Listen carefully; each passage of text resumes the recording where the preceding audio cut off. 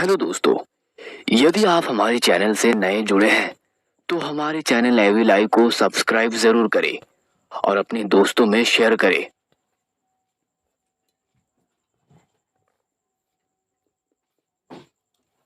एक भयानक शक्ल वाली बुढ़िया जिसके पूरे बाल सफेद हैं, सफेद साड़ी पहने अपने हाथों से एक नौजवान को पकड़कर उसका खून चूस रही थी। मोहित भयानक चुड़ैल को देखकर डर कर पीछे हो गया। मोहित को अपने सामने खड़ी देख वह चुड़ैल अपने हाथ का शिकार छोड़कर मुस्कुराकर उसकी ओर बढ़ने लगी।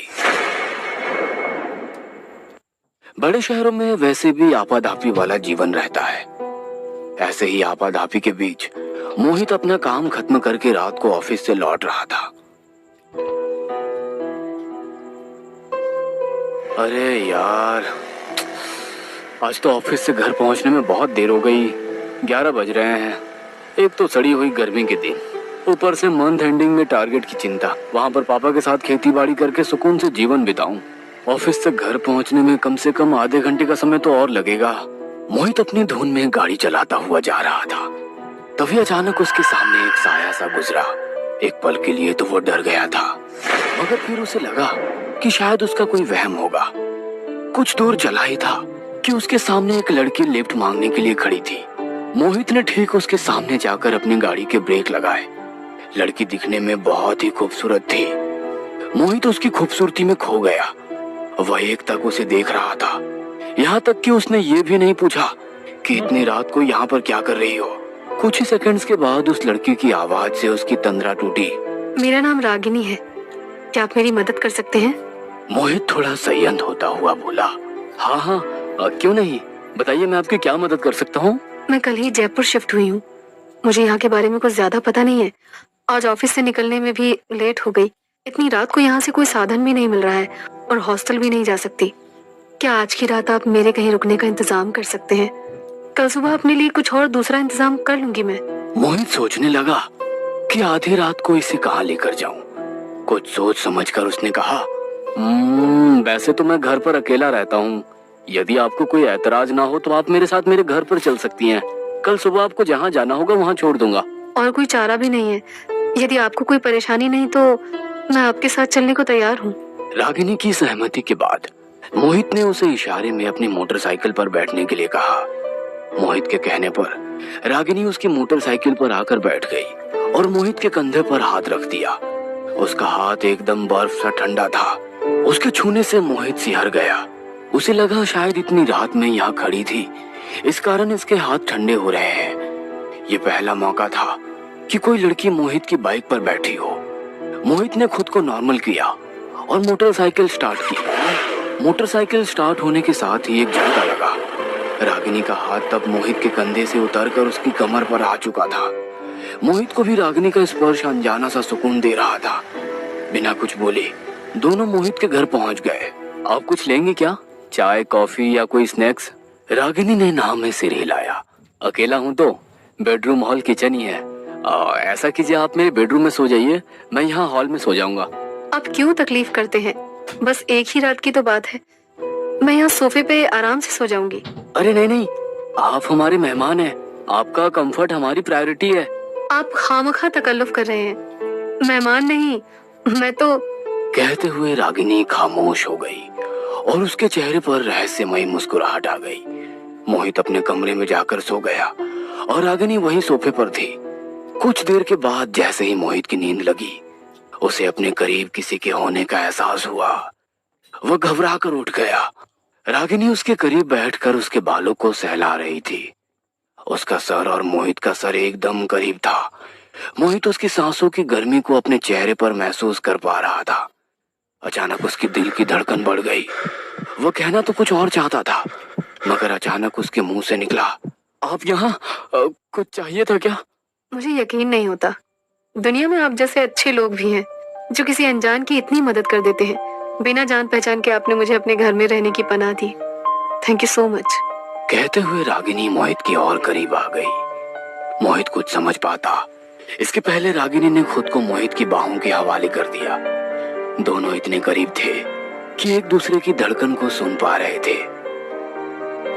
मोहित और रागिनी दो जिस्म एक जान हो गए थे। यह सब कुछ मोहित के लिए एक सपने के जैसा था। अगली सुबह जब मोहित जागा तो उसे यकीन नहीं हुआ कि यह सब कुछ सपना नहीं बल्कि हकीकत था। रागिनी उसकी बाहों में बेफिक्र होकर सो रही थी। उसने खुद को रागिनी से अलग किया और दोनों के लिए चाय बनाकर कमरे में ले आया। फिर रागिनी के गाल को सहलाकर उसे उठाया। रागिनी मुस्कुराते हुए उठी और मोहित के करीब आ गई। रागिनी, कल रात को शायद कुछ समझ नहीं आया कि कैसे ये सब हो गया। आई एम सॉरी यार। रागिनी मुस्कुराते हुए उसके होठों पर अपनी उंगली रखकर बोली। Why are you feeling sorry? क्या कल रात तुम्हें मजा नहीं आया? मोहित ने खामोश होकर मुस्कुराकर गर्दन नीचे कर ली। खूबसूरत लड़के जब शर्माते हैं तो और ज्यादा खूबसूरत लगते हैं। मैं तुमसे ये सॉरी हर रोज सुबह सुनना चाहती हूँ। मतलब क्या कहना चाहती हो? वही जो तुम सुनना चाहते हो। क्या तुम मुझसे शादी करोगे? मोहित को अभी भी लग रहा था कि यह सब कुछ एक सपना है, वरना उसके जैसे मिडिल क्लास लड़के को इतनी खूबसूरत लड़की खुद शादी के लिए प्रपोज कर रही है। मोहित उसकी खूबसूरती और अंदाज का कुछ इस कदर दीवाना हो गया था कि उसे अपना होश ही नहीं था।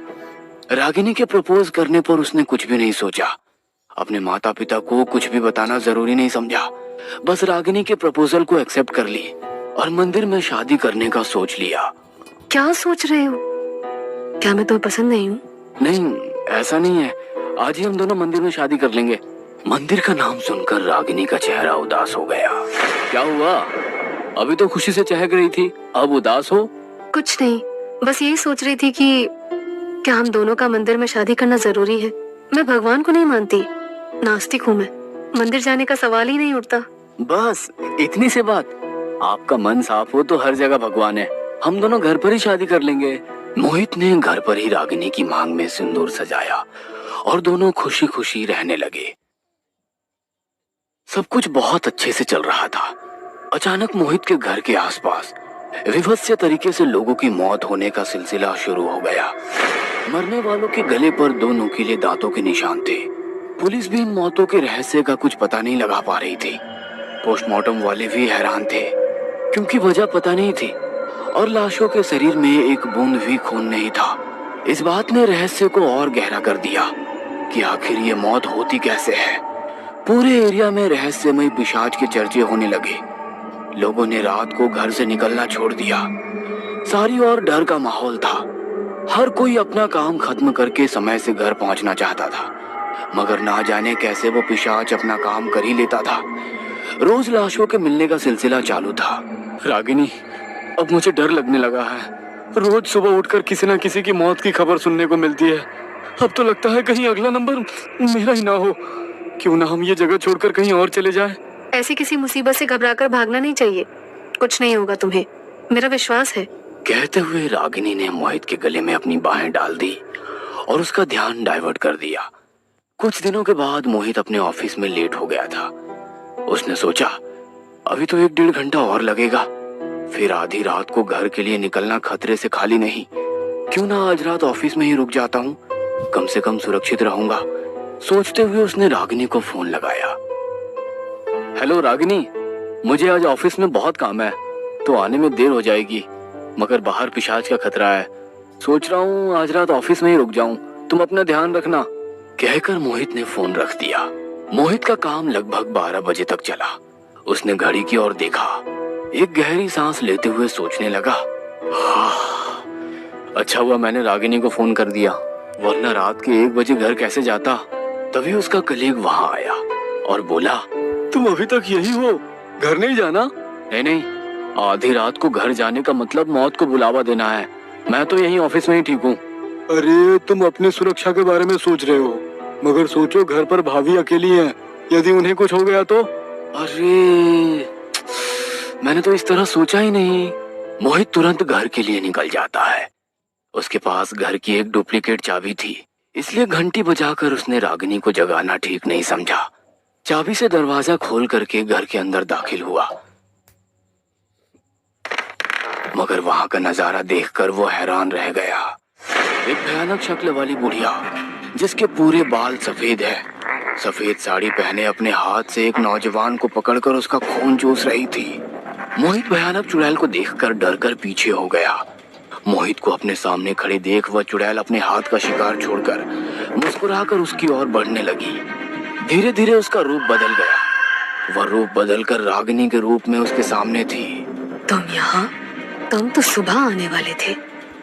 खैर, अब तुम्हें सब कुछ पता चल ही गया है। तो सुनो, मुझे अपनी सुंदरता और जवानी बनाए रखने के लिए खून की आवश्यकता होती है। जिस दिन तुम मुझे मिले थे उसी दिन मैंने इस शरीर पर कब्जा कर लिया था और एक सुंदर स्त्री बन गई। उस दिन से तुम्हारे साथ ही रह रही हूँ। मोहित का गला सूख रहा था।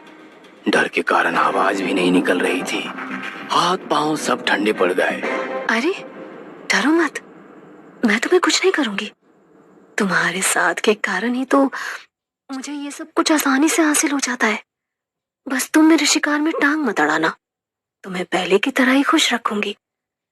वैसे भी मैं रोज तुम्हारे सोने के बाद शिकार पर जाती हूँ। तुम्हें तो खुश होना चाहिए कि तुम्हारी बीवी कभी बूढ़ी नहीं होगी। कहते हुए रागिनी ने अपनी बाहें मोहित के गले में डाल दी। मोहित ने उसे धक्का दिया और कहा, दूर रहो मुझसे, मेरे करीब आने की कोशिश भी मत करना। मैं सबको बता दूंगा कि तुम ही वो चुड़ैल हो जो लोगों का खून चूस रही हो। कहते हुए मोहित अपने घर से भाग गया। मोहित कुछ दूर जाकर पीछे देखने लगा तो वहां कोई नहीं था। उसे लगा वो रागिनी से काफी दूर आ गया।